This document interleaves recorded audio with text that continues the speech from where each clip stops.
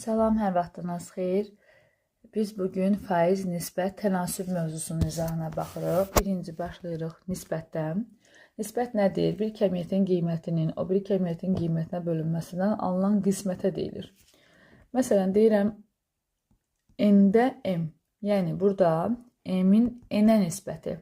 Sürəti məxrəcə bölürük. Sürətdə olan m əvvəlki həddir, məxrəcdə olan n sonraki həddir. Məsələn, deyirəm ki, 7-nin 3-ə nisbəti. 7 bölünsün 3 yazırıq və ya kəsr xətti ilə 7 bölünsün 3, yəni 3-də 7 yazırıq. Gəldik, indi tənasübə. Tənasüb nədir? İki nisbətin bərabərliyinə tənasüb deyilir. Məsələn,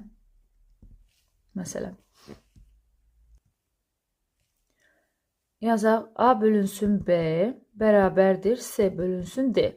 Burada A və D kənar hədlərdir. B və C orta hədlərdir. Kənar, orta. Deyir ki, kənar hədlərin hasili, yəni biz bu bərabərliyi həll etmək üçün kənarı kənara vururuq, bərabərdir, orta həddi də ortaya vururuq. Və ya bu misal, bu şəkildə, yəni mən bu misalı, baxın, bunu belə də yaza bilərəm. A bölünsün B, düzdür, eyni yazıda C bölünsün D. Mən bu formada tənasübü də həll etmək üçün çarpaz həll edəcəm. A-nı vuracam D-yə, bərabərdir, C-ni vuracam B. Yəni, burada kənar hədlər A ilə D-dir, orta hədlər C ilə B-dir. Yenə də həmən yazını yazsam, olacaq belə A vur D, bərabərdir, C vur B. Məsələn, bir nümunə göstərək. Tutaq ki, deyirəm ki, x bölünsün 3 bərabərdir, 4 bölünsün 72. Kənarı kənara vuracam, ortanı da ortaya vuracam. Yazıram x vurulsun 72 bərabərdir 3 vurulsun 4. X-i tapanda x-in yanındakı nə axtarıramsa o məxrəcdə olur. 3 vur 4 sürətdə, yəni 12. İxtisar edirik, oldu cavab 6-da 1. Və ya biz bu misalı belə də yaza bilərik. X bölünsün 3 bərabərdir 4 bölünsün 72. Yəni burada nə edəcəm? Əvvəldə dediyim kimi çarpaz şəkildə həll edirəm. Yəni, x-i vuracam 72-yə bərabərdir, 4-ü vuracam 3-ə. Yenə də eyni qayda ilə cavab oldu 6-da 1. İndi isə baxırıq düz mütənasiblik. Düz mütənasib kəmiyyətlər, tərs mütənasib kəmiyyətlər. Birinci baxaq düz mütənasiblik. Düz mütənasiblik nədir?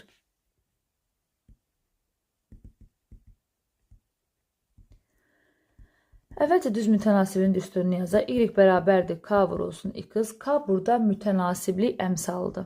K-nın adı nədir? Mütənasiblik əmsalıdır. Və düz mütənasibliyin qaydası budur ki, deyir ki, iki asılı kəmiyyətdən biri bir neçə dəfə artdıqda, digəri də həmin dəfə artarsa və yaxud da biri bir neçə dəfə azaldıqda, digəri də bir neçə dəfə azalarsa, deməli bunlar düz mütənasib kəmiyyətlərdir.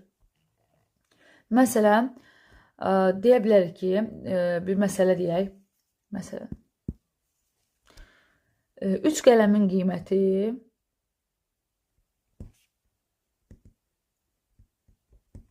80 qəpik olarsa,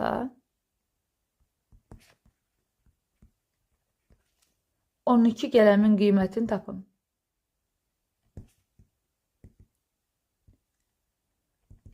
Belə məsələləri biz alt-alta yazırıq. Qələmi qələmin altından, qəpiyi qəpiyin altından. Yəni, hər bir kəmiyyət öz altı-altında yazılmalıdır. 3 qələm yazdım, düzdür? Qələmin 80 qəpikdir. Bu qəpiyi yazdım. Və qələmin altından qələmi yazmalıyım. 12 qələm, bilmirəm, x. İndi biz burada təyin eləməliyik ki, bu düz mütənasiblikdir, yoxsa tərsdir. Tərsi bundan sonra deyəcəm. Baxıram. Əgər bir qələmin qiyməti, bir nümunə eləyək. Məsələn, deyirəm ki, bir qələmin qiyməti 1 manatdır. Sən gedib 5 qələm alsan, 5 dənə 1 manat, 5 manat ödəyəcəksən. 7 dənə alsan, 7 manat ödəyəcəksən. Burada düz mütənasiblik var, düzlük var. Yəni, bir qiymət, mənim burada mütənasiblik əmsalım 1-də. Yəni, mən nə qədər alsam, o 1-ə vuracam qiymət. Yəni, düzlük var burada. 10 dənə alsam 10 manat, 100 dənə alsam 100 manat olacaq. Düz mütənasiblik olduğu zaman biz məsələni həll edənə çarpaz həll edirik. Baxın, belə çarpaz. Onda yazıram ki, 3 vurulsun x bərabərdir, 80 vurulsun 12. Buradan da x bərabər olur 963 bölündə 320 qəpik. Baxın, bu qədər. Düz mütənasibliyin qrafiki, bir dəqiqə onu göstərək. Y bərabərdir. K vurulsun X qrafiki koordinat başlanğıcından keçir. Baxın, belə. Şəkli belədir. İndi yazırıq tərs mütənasiblik kəmiyyətlər. Tərs mütənasiblik. Tərs mütənasiblik düsturunda yazar. Y bərabərdir. K bölünsün X.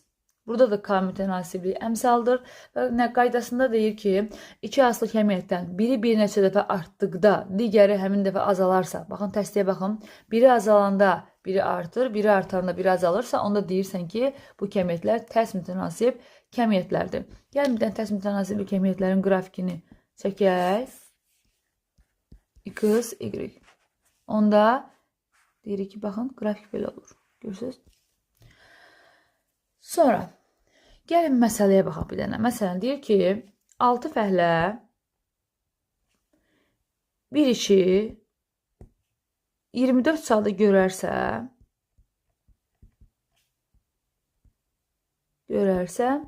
8 fəhlə işi neçə saatda görər? Yenə də alt-alta yazırıq. Fəhlənin altından, saatın altından. İndi burada təyin eləməlisiniz. X saat. İndi düşünün bir dənə. Gəlin bir analiz edək. Deyir ki, məsələn, mən fəhlələrin sayını artırsam, baxın, artırıram. Mənim zamanım necə olar? Məsələn, çox fəhlə gələcək, işim tez qutaracaq. Fikir ver. Fəhlənin sayını artırdıqca zamanım tez qutarıram da. Adamların sayı çoxalsa işim tez qutarmaz ki, qutarar. Deməli, onda, baxın, bir kəmiyyət artanda digəri azaldısa, deməli, onda tərs mütənasib kəmiyyətlərdir, yəni tərs mütənasibdirlər. Biz də tərs mütənasibi həll etmək üçün yanaşı vururuq. Baxın, 6 vurulacaq 24-ə bərabərdir 8 vurulacaq X-a. Yazıram onda. 6 vurulsun 24 bərabərdir 8 vurulsun X-a. O da olacaq. X axtaranda X yanındakı məxrəcə düşür. 6 vurulsun 24. 24 bölünür 8-ə 3. Cavab oldu 18 saata görürlər. İndi isə baxaq tərs mütənasib hissələrə bölmə. Məsələn, bir məsələ üzərindən baxaq.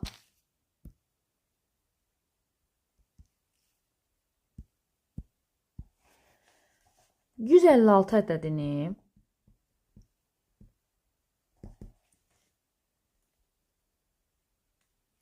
2, 3 və 4 ədədləri ilə tərs mütənasib hissələrə bölün.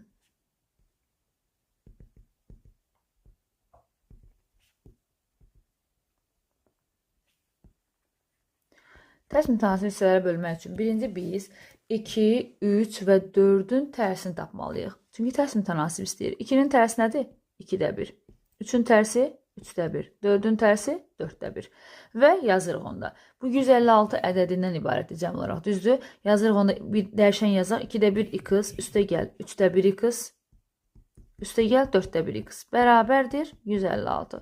Və biz bu tənliyi həll edirik. Olacaq bərabər olaraq 2, 3, 4-ə orta məxrəc 12, 12-ni 2-yə 6, 12-ni 3-ə 4, 12-ni 4-ə 3, 6, 4, 10, o da 3, 13. Buradan da biz 156-nı bölürük 12-də 13-ə, o da eləyir. Böləndə tərsinə vururuq. 100, 12, 144. Deməli, bizim x-imiz oldu 144. Amma bizdən hansı hissələrdir deyə soruşanda bir-bir cavabı vurmalıyıq. Biri 2-də 1 x idi. Bir dəfə 2-də 1-i vuracaq 144-ə. Bir dəfə 3-də 1-i vururuq 144-ə. Bir dəfə də 4-də 1-i vururuq 144-ə. Mütləq yerinə yazıb cavabı təyin eləməlisiniz. 36. Deməli, biz 156 ədədini 72, 48, 36 tərs mütənasib hissələrə böldük. Yaxşı. İndi gəlin biz bu misalı düz mütənasib hissələrə bölək.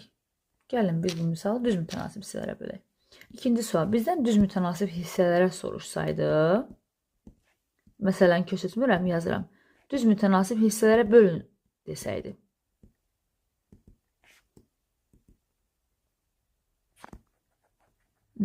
O zaman mən, deməli, ədədlərimiz 2, 3 və 4-dürsə, yəni tərsini tapmırıq. Sadəcə 2x, 3x, 4x olaraq yazırıq.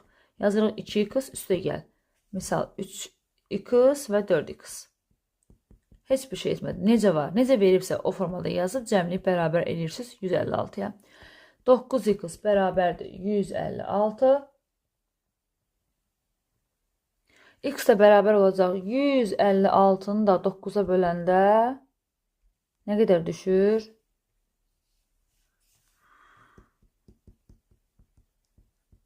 Bu cavab yaxşı cavab çıxmadı.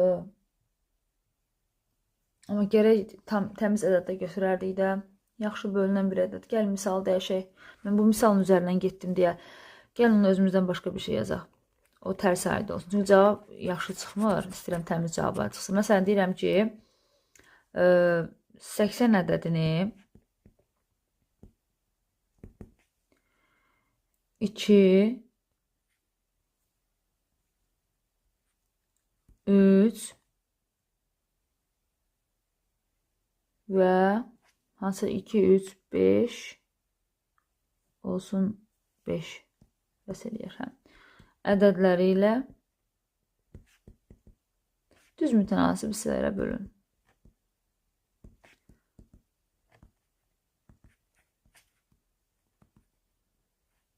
Hissələrə bölün. Onu yazırıq. 2x üstə gəl 3x üstə gəl 5x bərabərdir 80-ə. 10x bərabərdir 80, x də bərabərdir 8. Və tapdığımız cavablar bir-bir yerinə yazırıq. Bir dəfə 2-ni vururuq 8-ə. 16, bir dəfə 3-ü vururuq 8-ə. 24, bir dəfə də 5-i vururuq 8-ə. 40. Yəni, aldığımız cavablar yerinə yazılmalı. Deməli, 16, 24 və 40 ədədləri ilə düz mütənasib hissələrə bölünüb. İndi isə keçirik faizə. Faiz mövzusu. Deməli, ədədin %1 hissəsinə faiz deyilir. Faiz belə işarə olunur. Məsələn, deyirəm ki, 2 faiz. 2 faizi göstərəndə deyirəm %2, 1 faiz, %1 və s.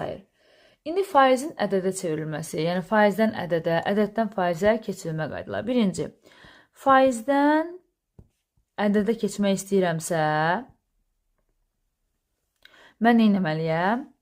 Onda, məsələn, deyirəm ki, 100-ə bölməliyəm. 100-ə böl, qısa yazıram. Məsələn, deyirəm 5 faiz. Mən ədədə keçmək istəyirəm. Neyəcəm? 100-ə böl. 5-i bölürəm 100-ə. Olur %5. Ya variantda belə verəcək. Sərgiyə salmaq sizin işinizdir. Ya da ixtisar eləyəsiniz %5-i 20-də 1. Sonra, ikinci, ədəddən faizə keçəndə. Ədəddən faizə keçəndə. Onda mən 100-ə vurmalıyam. 100-ə vur. Məsələn, deyirəm ki, 5-də 1. Mən faizə keçmək istəyirəmsə 100-ə vuracam. 5-də 1 vurulsun 100 olacaq 20 faiz. Üçüncü qayda. Onluq onu deyə bilərik. 0-dan onda 1. Faizə keçmək istəyirəm. Onda 1 vurulsun 100. 10 faiz. Üçüncü. Ədədin faizinin tapılması. Məsələn, deyirəm ki, 30 ədədinin 20 faizini tapın. Qısa yazıram. 30-un 20 faizi. Onda mən ədədi faizə vurub 100-ə böləcəm. Baxın, ədəd vurulacaq faizə, bölünəcək 100-ə. Oldu 6. Faizinə görə ədədin tapılması. Məsələn, deyir ki, 30 faizi 12 olan ədəd. Faiz birinci gələndə belə deyək. Faizi atırsan məxrəcə, ədədi 100-ə vurursan. Onda nə olacaq? Sıfırlar getdi. 12 ilə 3, 4. Cavab oldu 40. 5-ci. 2 ədədin faiz nisbəti. Məsələn, deyir ki, sənə sual verir ki, 4 ədədi 16-nın neçə faizidir? Məşhur suallardan. Neçə faizidir? Onda nə edirsən? Birinci ədədi veriləni sürətdə yazırsan, ikincini məxrəcdə və faizə keçəndə təbii ki 100-ə vurmalısan. 1/4 də 100-ə vuranda 25%. Bir ədəd digərinin neçə faizdir? Soruşanda birincini sürətdə, ikincini məxrəcdə yazırsan. Kəmiyyətin iki kəmiyyət arasında olan faizin artımı, azalması. Məsələn, nə edirik onda? Tutaq ki, deyir ki, paltonun qiyməti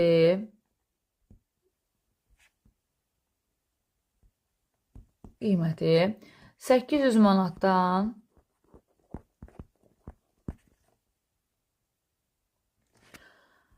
600 manata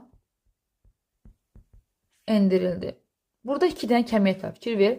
800 manatdan 600 manata enib və yaxud da 800 manatdan 1000 manata qaldırılıb. Onda yəni bu 2 dənə kəmiyyət arasında məsələlər olanda artım azalmanı təyin etmək üçün bir qayda deyəcəm.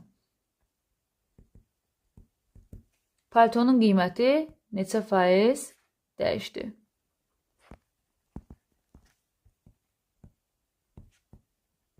Neçə faiz dəyişdi? Sual.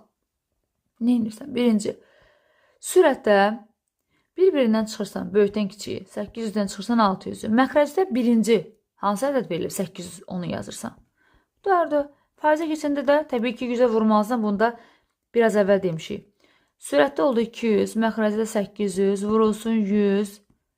1/4 100-ə vuranda 25% azaldı. Hardan bilir azaldı? 800 manatdan 600 manata endirilibsə, əlbəttə burada endirim olacaq, azalma olacaq. Gələk indi gəlir ziyan məsələlərinə. Məşhur məsələ. Məsələlərdən biri. Bunun qaydası var. Alış, yəni maya dəyəri. Üstünə gəlirəm, gəlir. Bu gəlir, xeyir eyni sözlərdir. Gəlir, bu isə faizdir. Bərabər olur satış. Yəni, baxın, belə deyək də. Deyirəm ki, getmişəm topdan bir dənə məhsul götürmüşəm. Bir dənə məhsul almışam. Üstünə pul qoyuram və satıram. Elə olmur ki, bəli. İndi bunun ziyanı da var da. Gedirəm, alıram topdan. Amma ziyana düşürəm. Onda çıxma olacaq. Bu ziyan olan hissə, yəni faizdir. Və sonra gedirəm, satıram. Amma ziyanla satmış oluram da.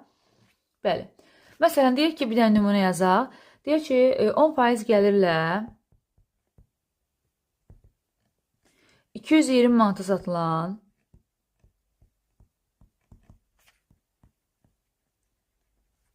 malın əvvəlki qiymətini tapın.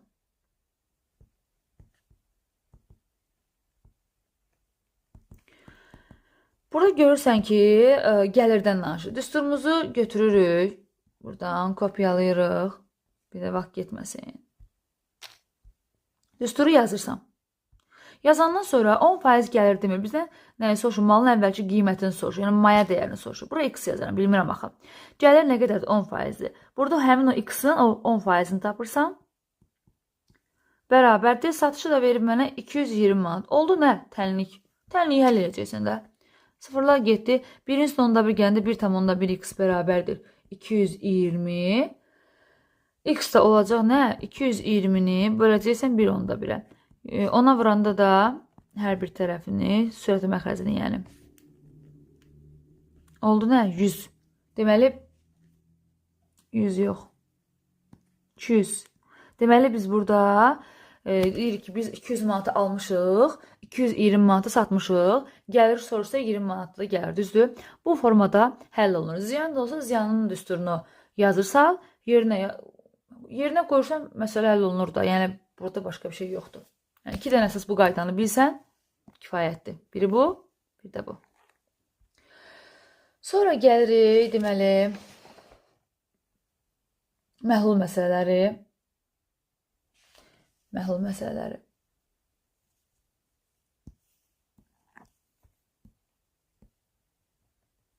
Məhlul məsələləri. İndi mən bu məhlul məsələsini 2 dənə qayda ilə deyəcəm sizə. Çox asan üsuldur. Deməli, burada bilməliyik ki, maddənin üzərinə, hər hansı bir maddənin üzərinə su əlavə eləsəm nə olar orada? Artıq o maddə yoxa çıxmağa doğru gedir, yox olur. Məsələn, mən şəkər tozunun üzərinə su əlavə eləyirəmsə, artıq şəkər tozu orada qatlığı gedir də, yəni su aparır, düzdür? Onda 0% olacaq, suyun faizi 0 olur.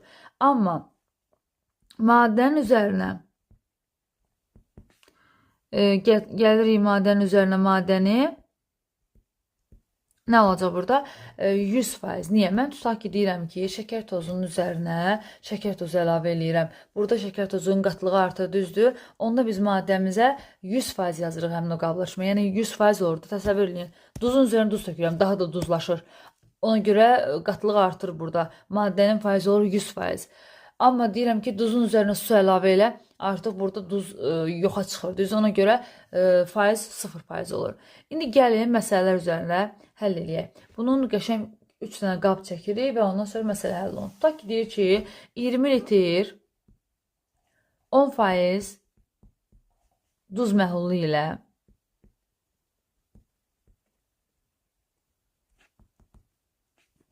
10 litr 40%li duz məhlulu qarışdırılarsa,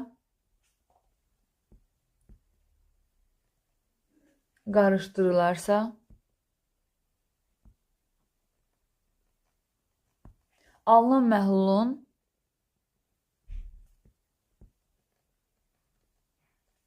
duzluluq faizi nə qədər olar?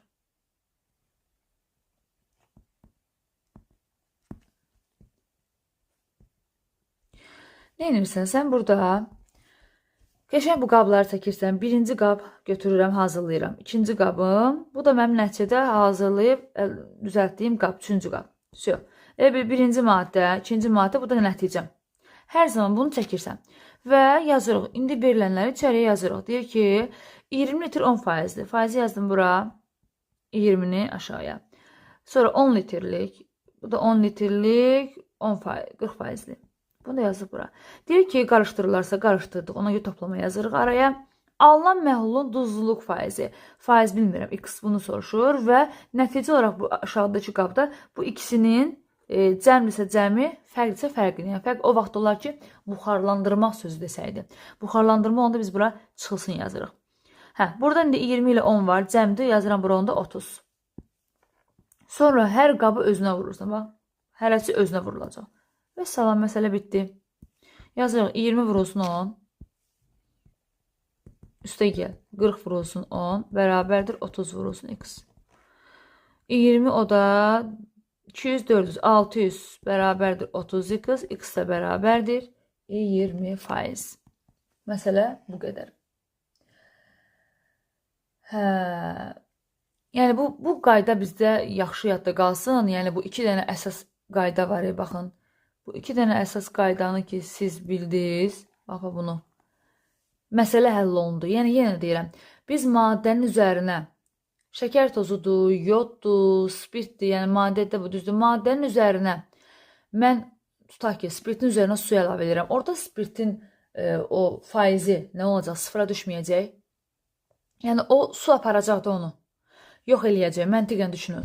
Amma mən spirtin üzərinə spirt əlavə eləsəm, spirtin burada yəni bu faizi etibarilə spirtliyi, spirtin artımı, nə qədər spirt varsa, yəni o artmayacaqmı? 100%, qatlaşacaq da o, 100% olacaq. Daha da çox olacaq, məntiqən düşünün, daha da çox olmuş olacaq. Ona görə 100% yazıram. Bax belə, yəni mən maddə ilə suyu qarışdıranda mənim məhlulum olur. Məhlul nədir? Maddə ilə suyun qarışımı, məsələn deyirəm, yodla su, spirtlə su, yəni su ilə hər hansı maddəni qarışdıranda o məhlul olur. Belə. İndi ola bilər ki, məsələnin sözündə yəni qısa bir məsələ olar da, yəni onu biz adi bir düsturla yazırıq. Gəlin onu da yazaq. Omega bərabərdir. Bu omega bizim qatlılığımızdır, faizimizdir. Aşağıda məhlul yazırıq. Yuxarıda maddə yazırıq. Və vururuq faiz olaraq 100-ə. Bu nə deməkdir? Yəni ki, bizə verir məhlulu. Məsələn, deyir ki, 200 litrlik məhlulda 10 litr duz olarsa, məhlulun qatlılığını tapın. Qatlılıq yəni faizini istəyir. Kimin faizini soruşacaq orada? Əlbəttə ki, bizdən duzun soruşar da, suyu soruşmaz. Məntiqən baxın. Onda biz nə edəcəm? 200 aşağıda yazırıq, yuxarıda onu yazırıq, vururuq faizi. Burada yəni bu qablara ehtiyac olmur. Çünki sadə bir məsələdir. Hazır sənə məhullu verib, maddəni verib, yerinə yazıb hesablayırsan. Amma artıq ikili faizlər olanda sən artıq bu qabları çəkirsən bura, rahat üsulla həll edirsən. Ən gözəl, sadə, düstursuz üsuldur bu. Bu belə. Sonra biz davam edirik. Artım, azalma məsələləri. Məsələn,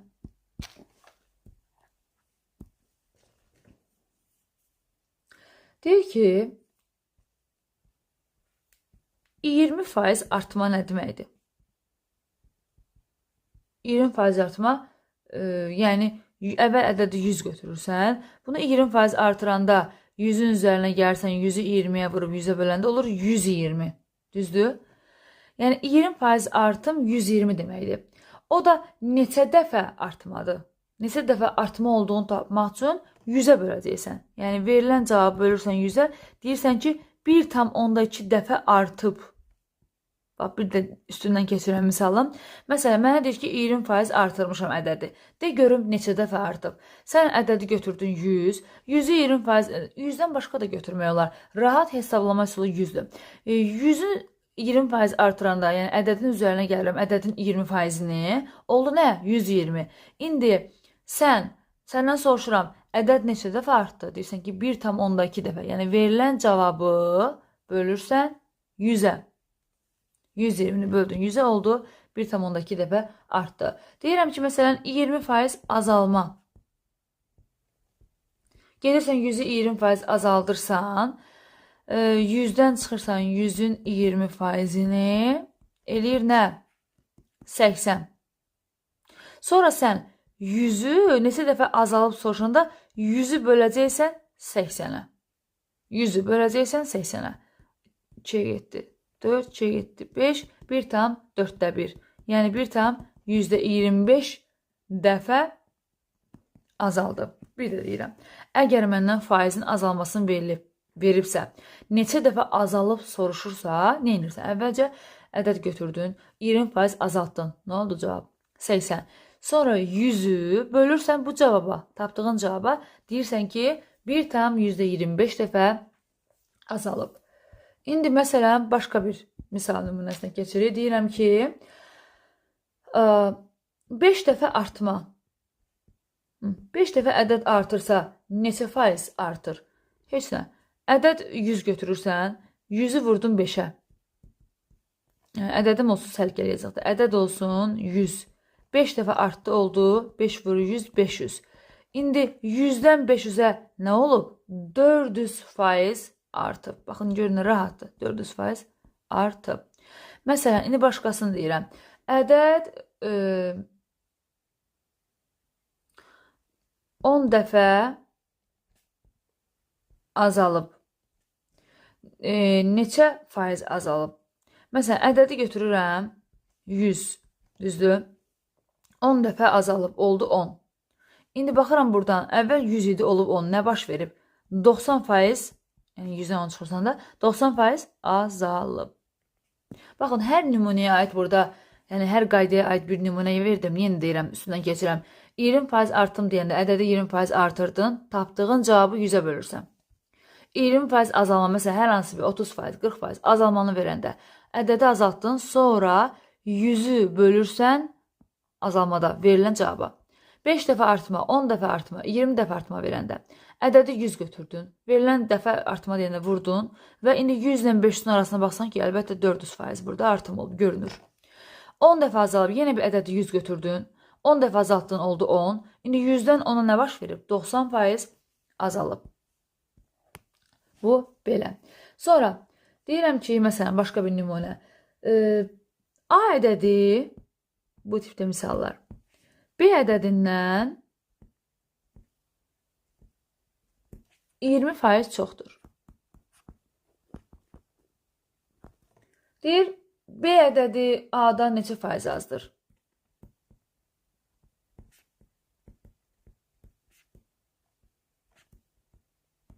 Birinci sən burada şərti yazmalısan. Nə yazırıq? Deyir, A ədədi B-dən 20% çoxdur. Yazıram, A bərabərdir. B-dən 20% çox nə deməkdir? B-ni 20% artır. Və yaxud da B-ni 120-yə vur. Yəni 20% artırmadı 120 deməkdir də. Biraz da bunu düzəltsək nə olacaq? A bərabərdir. İxtisar getdi 1-in üstü 10-daki 1,2B. Biraz da səliqəyə salmaq üçün bunu hər tərəfi 10-a vuraq. 10A bərabərdir 12B. Sonra hər tərəfini 2-yə bölüm səliqəyə salıram hələ ki. 5A bərabərdir 6B. Buradan görünür ki, A nədir? 6K'dır, B də 5K'dır. Yazdıq. Sonra deyir ki, B ədədi, yəni artıq B nədir? 5K bərabərdir.